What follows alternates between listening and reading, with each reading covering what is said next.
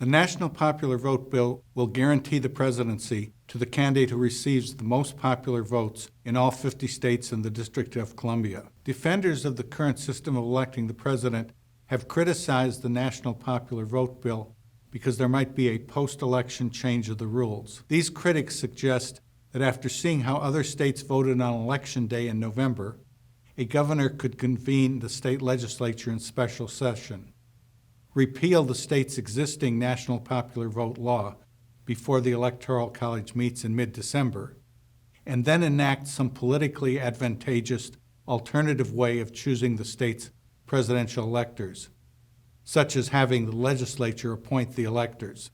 Of course, to have any political effect, this scenario would have to occur in a state whose governor and legislature has already enacted the National Popular Vote Compact into law, and two, that has enough electoral votes to flip the presidency from the candidate receiving the most popular votes nationwide to the second-place candidate favored by the governor and legislature. The first reason that this hypothetical scenario cannot happen under national popular vote is that the Constitution gives Congress the power to set the day for choosing presidential electors. That is, Election Day is the only day on which presidential electors may be appointed. The U.S. Supreme Court has explicitly ruled that Congress's power to establish the day for appointing electors is controlling over the states. If John Sample's hypothetical scenario were attempted under either the current system or national popular vote, it would be immediately voided by summary judgment in a state or federal court, with no credence being given to the disingenuous political spin offered by the politically motivated governor or legislature concerning their post-election attempt to change the rules. Of course, if a post-election change of the rules were legally possible under national popular vote, it would be equally possible under the current system to repeal a state's winner-take-all law after Election Day and replace it with a different method of awarding a state's electoral votes. In 2000, there were 3 states that Bush carried with a Democratic governor and legislature, any one of which had enough electoral votes to give the presidency to the candidate receiving the most popular votes nationwide, even after George W. Bush was credited with Florida's electoral votes. Of course, there was no post-election change of the rules in 2000. Numerous polls taken by polling organizations since 1944 have consistently shown that a huge majority of the public favors a national popular vote for president, about 75% in most states. Although current federal law is alone sufficient to prevent John Sample's hypothetical post-election scenario, the National Popular Vote Compact actually provides even more protection.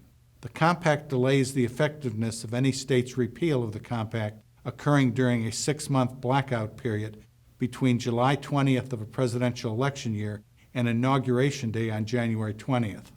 This 6-month blackout period includes 6 important events, namely the national nominating conventions, the fall general election campaign period, Election Day on the Tuesday after the first Monday in November, meeting of the Electoral College on the first Monday after the second Wednesday in December, counting of the electoral votes by Congress on January 6th, and inauguration of the President and Vice President for the new term on January 20th.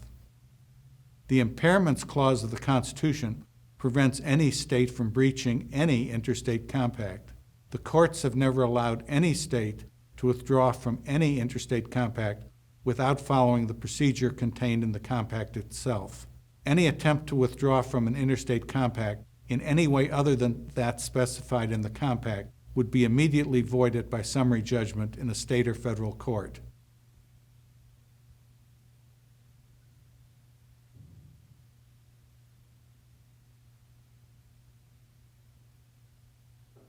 The notion that a presidential campaign could be conducted with the entire country thinking that the national popular vote winner would become president, and the presidency then stolen by a post-election change in the rules engineered in a state legislature, is, aside from being legally impossible, politically preposterous.